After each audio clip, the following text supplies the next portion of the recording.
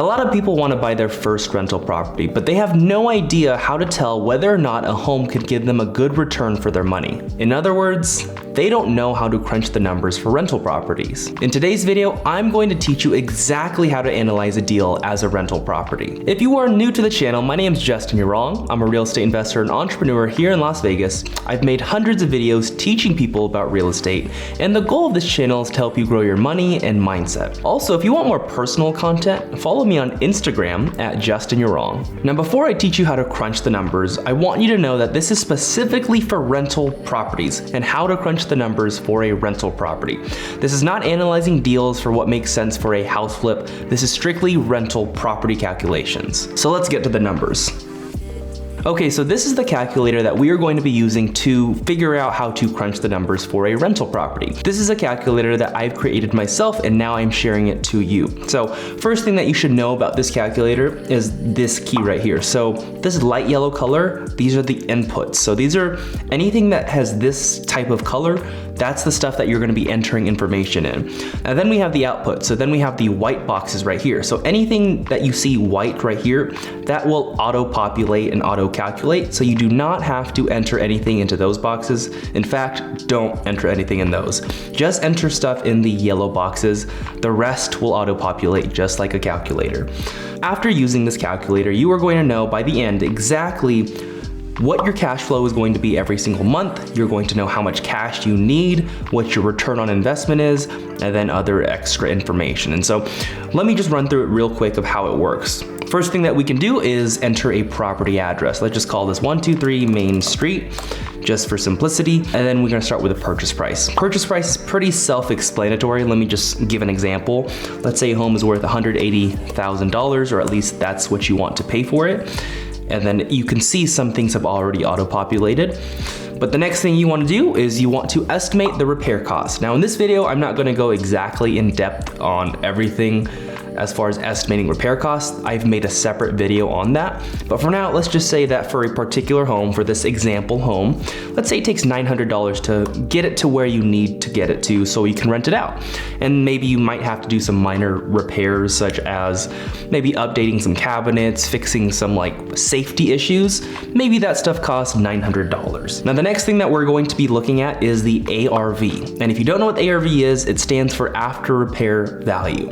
Now what that means is, what is the home going to be worth after you put in the repair work? So basically what we're saying here is, after you put in this estimated repairs of $900, what will the home be worth? And if I'm only putting in $900 for minor safety repairs, it's probably not gonna be that big of a difference. So let's just say for simplicity terms, let's say after I do this, the home is worth $182,000, just for simplicity purposes. The next thing that we're gonna be looking at are the closing costs. Now, closing costs are simply costs that you will be having to pay once you buy the home.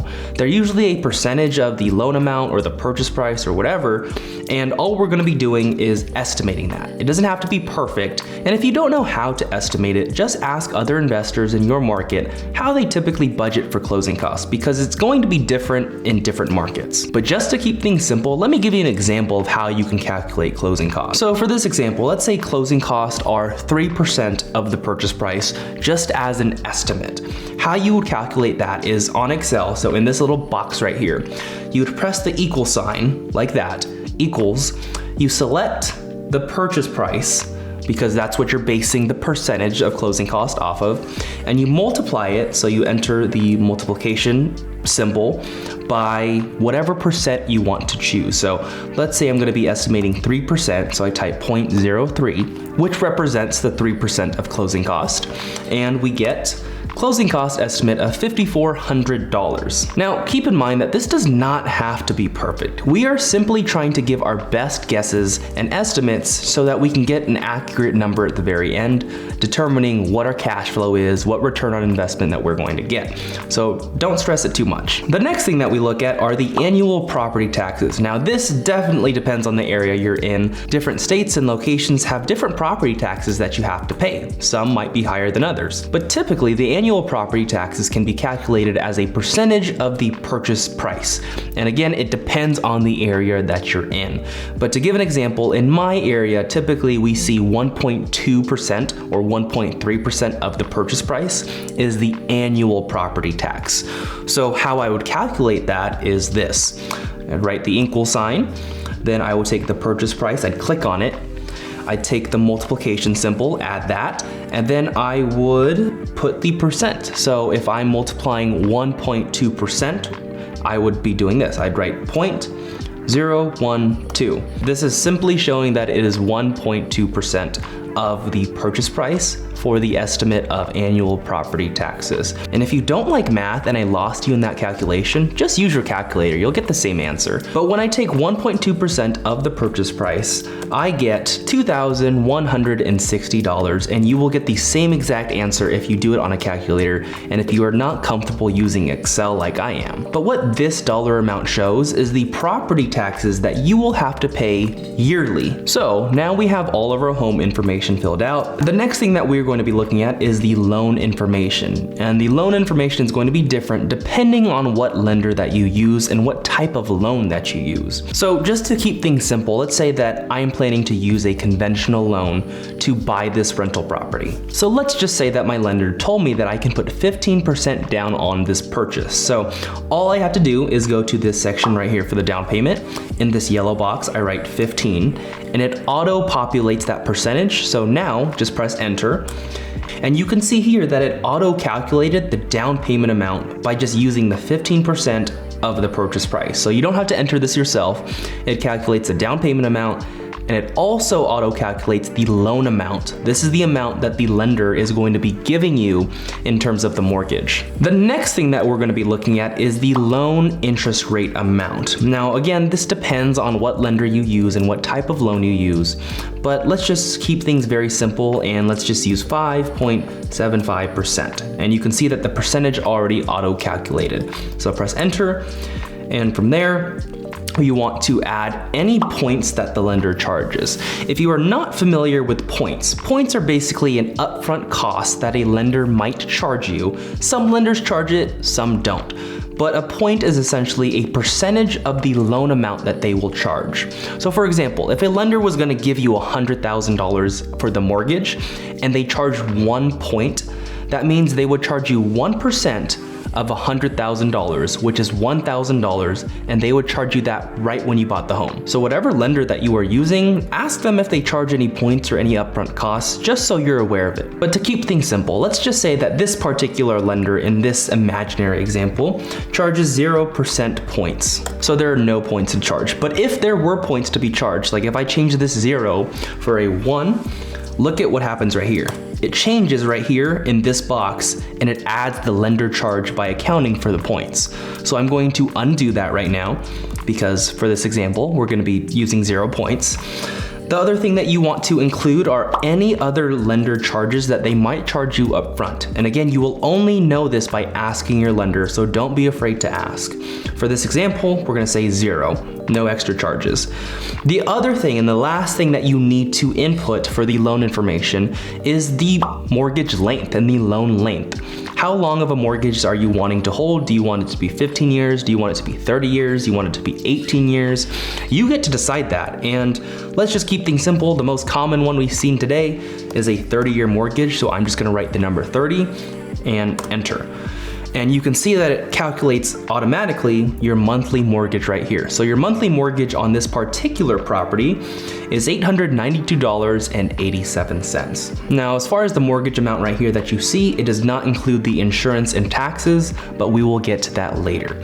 The next thing that I want to look at first is the income. And when I'm talking income, I'm mainly speaking about rents for rental properties because that's how you make money for the most part for rental properties.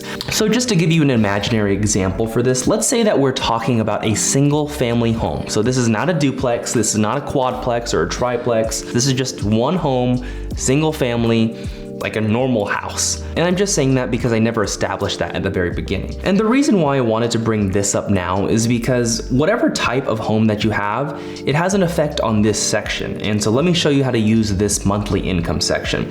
You have a line for 1-bed units, for 2-bed units, 3-bed units, 4-bed units. And the reason why I have these specific things here is so that you yourself can differentiate whether or not you're talking about a 1-bed unit or a 2-bed unit, 3-bed unit, 4-bed unit. Makes it a lot easier and simpler in my opinion. But let's say we're talking about a single family home. Let's say this home has 3 bedrooms in it. You go to the 3-bedroom unit and you say it's just 1 unit because it's one home. So you write 1 unit.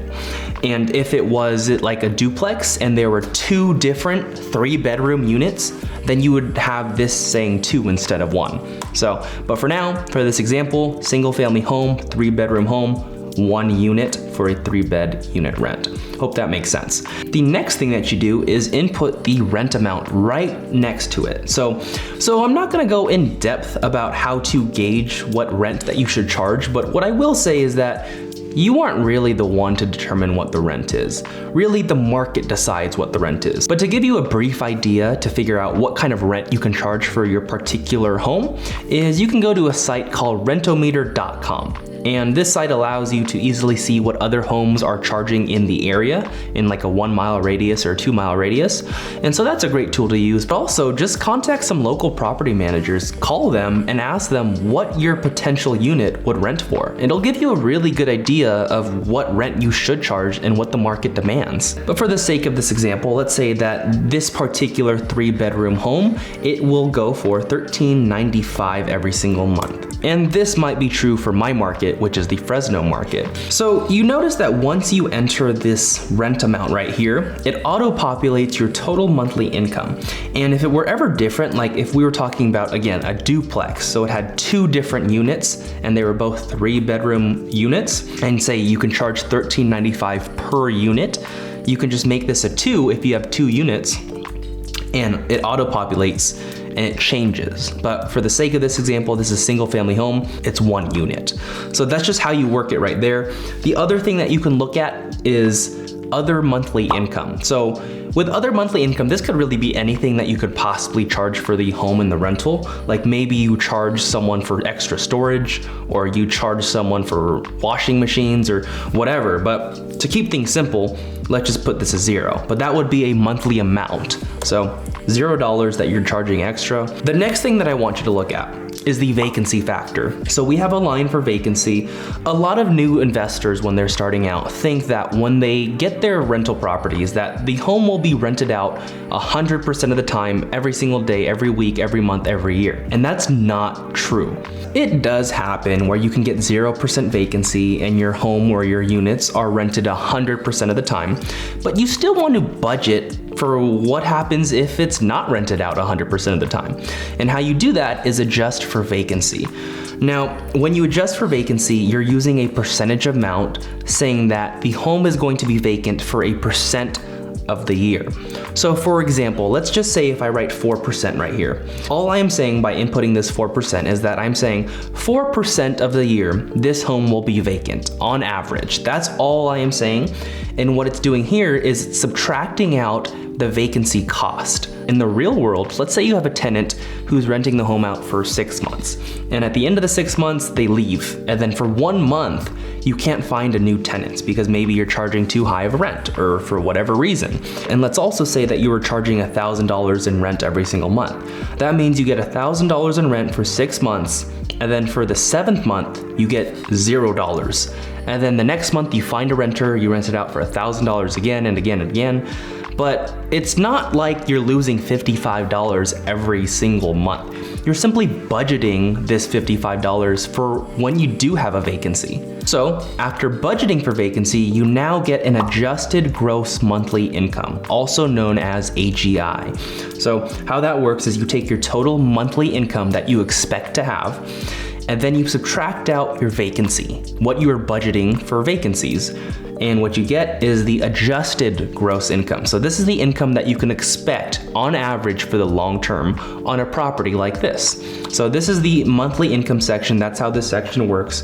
The next thing that you look at are the expenses. Now, when you're new, you don't think that you have a lot of expenses as a landlord, but you have a lot more expenses than you think, I promise you. So just a couple expenses that you might have to budget for are electricity, water and sewer, private mortgage insurance, which I'll get into that later, garbage, HOA fees, insurance, property taxes, other expenses. So there are a lot of different expenses that you have to budget for, and these are the fixed landlord expenses that we're going to be budgeting for first. So in my market, typically the tenant is the one to pay the electricity, water, sewer, and the garbage, not the landlord. So for me in my market, I can mark this as a 0, and I'm talking about single family homes specifically. So this is Fresno, but let's say 0, I don't have to pay anything for water and sewer because the tenant has to pay it.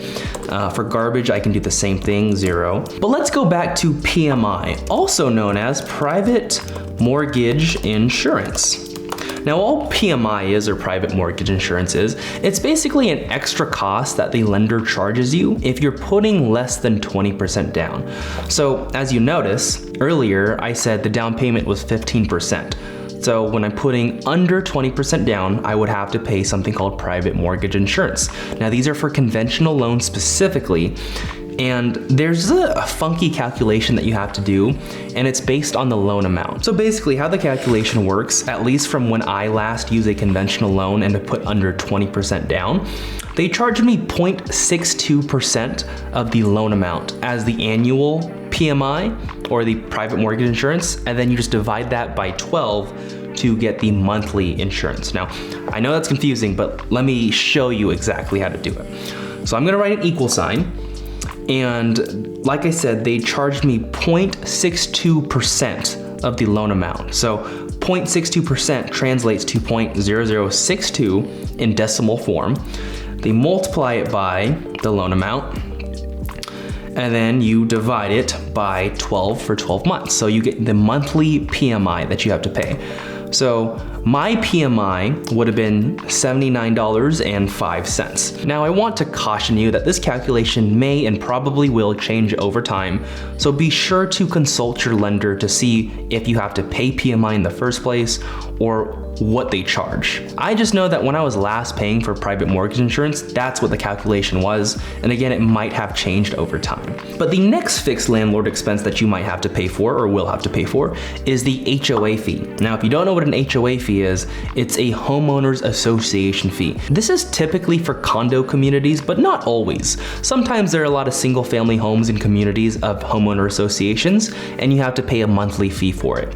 But if the home that you are buying or planning to buy is not in an HOA or a homeowners association, you can just write 0 because you don't have to pay this. But the next thing that you want to look at is the homeowners insurance that you have to pay every single month. Now, what I would suggest for you to do at the very beginning is to consult an insurance agent, someone that you can talk to and trust, to say, hey, how much would insurance cost every single month for a home like this? Now, if you ask this question to an insurance agent and you don't own a home yet, they're gonna be very hesitant about giving you an answer because they don't wanna be wrong and they don't want you to hold their feet to the fire if they're wrong on the amount. But at least they can give you a ballpark number and just let them know that that's what you're looking for. Just a ballpark number on what you can estimate for insurance, and tell them to be conservative so that you can be conservative when you're crunching your numbers. So for a single family home in my market, that might be 1,200 square feet. That's a 3-bedroom home. Insurance, I might be paying like 30 to 40 bucks a month. So I just write 30 a month because I kind of know my market a little bit better than you might know yours. But again, just ask your agent, ask your insurance agent, and if you don't know one, ask your realtor, ask someone in real estate who can connect you with an insurance agent to get kind of a better ballpark number than what you can guess. The next fixed landlord expense is already calculated. It's the monthly property taxes. And this is calculated based upon what you input at the very beginning as far as the annual property tax. So it pretty much takes the annual property tax and it divides it by 12. The next expense that you have to worry about is just anything else, any other monthly expense that you might have to pay for. Now, this could be stuff like lawn services if you want to pay for lawn service, and sometimes they might charge you 35 bucks a month, 50 bucks a month, 80 bucks. I don't know, it just depends on the person. But this is just anything else that you can think of that you might have to pay. For now, I'm just gonna write a 0 on this just to keep things simple. But you can see here, For the fixed landlord expenses box, we can see that the total fixed expenses that you can budget is $289. Now these are just fixed expenses. And if I didn't explain it at the beginning, fixed expenses are basically expenses that you will have to pay every single month for the same exact amount. Like it's not changing at all. These are what fixed expenses are. The other type of expense are variable expenses, and that's the next box. So the next box of variable expenses, these are the expenses that do change over time, and they're not the same every single month. In fact, they're rarely the same thing every single month. These are things like repairs that you have to do to the home every once in a while, things like capital expenditures, which is basically your big ticket items that you have to fix every once in a blue moon. And these are also things like property management fees. And you can argue that property management fees are fixed expenses, but they do vary. So how this box works for variable expenses is that all you have to input in these boxes right here is a percentage, and the percentage is going to be a percent of the AGI, also known as the adjusted monthly gross income. So for example, if I write a 2 right here, it auto-populates to 2%. So I write enter, and you can see that we are now budgeting about $26 every single month for repairs and maintenance. Now that's not to say that you will have exactly $26 of repairs every single month. It just means that in the numbers that you're calculating, you are budgeting for it. So maybe 5 months go by, 0 repairs, but the 6th month you have a $100 repair. That's typically how it works. So we're not saying, like I said, this is the amount that you have to pay every single month. We're just saying that we're budgeting for it. And as far as the percent amount that you should use for these, it really just depends on your risk tolerance. And it also depends on the condition of the home. Like for example, if you're buying a home that's brand new, it was just renovated, nice, perfect remodel, you probably don't have to budget for that much on repairs and maintenance because the home is all nice and new. Whereas if you're buying an older home, you might want to budget more for repairs and maintenance. Maybe you're budgeting 5% or 6% or 8%. It just depends on your risk tolerance and the condition of the home. But I'm gonna move it back to 2%. So the next thing that we look at are capital expenditures. And capital expenditures are your big ticket items. These are things like your roof, your AC unit, a pool, any big things that you know you have to budget for because when they break, they're big costs. So let's say I'm buying a generally newer home, it's not that beat up, and let's just budget 2% for capital expenditures. So kind of the same concept. Right here, we are budgeting $26 a month from our rent for when the big expense happens. So when something breaks and you have to fork out a lot of money, that's what you're saving up for. The next variable expense is the property management fees. Now, this is a decision that you have to make for yourself as far as whether or not you want to get a property manager to manage the property for you, or if you want to self-manage. Now, it's not that hard to self-manage, I will say that myself, but I will say that it does take up some time and mental space, and if you don't have the time or the energy for that, then get a property manager. So you have to determine for yourself whether or not you want to get a property manager. For me, in this example, I'm just going to keep it at 0 just for now. And if you want to be extra conservative with your numbers, if you want to leave the option for yourself to eventually get a property manager, you can always budget for something in this, even though you know you are not going to use one, just so if something changes in your life, that you have the room and the budget for it. So for now, let's say 0%, and you don't have to pay anything for property management. So for variable expenses, you are budgeting for $53 every single month on this particular deal. Now, once you have entered everything, here's how it works. You go to the summary at the bottom, you see here, the adjusted monthly gross income that you're gonna be receiving every single month is about $1,300. Then you have the monthly expenses, roughly about $1,200. So your monthly cash flow estimate is about $100 every single month, which is not bad at all.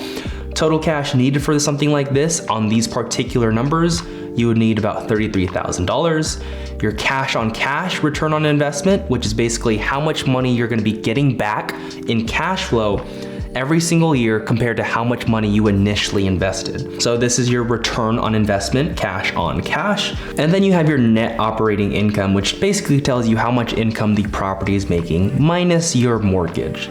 And then you have your cap rate, pro forma cap rate. I'm not gonna go in depth on these, but the main thing that you should get out of this is how much cash you're gonna need for an investment like this, what your return on investment is, and what your cash flow is. Typically, those are the people that someone or a new investor might be concerned about. These other things, these are mainly for like bigger deals that you might be concerned about. But for normal, small rental calculation, single family deals or duplexes, triplex, just use these. Like you need to know your monthly cash flow, how much cash you need, and what your return on investment is, just to keep things nice and simple. Also, if you want to grow your real estate business, whether you are brand new or if you already have deals under your belt, DM me the word coach on Instagram at JustinYou'reWrong. I'll see you at the next one.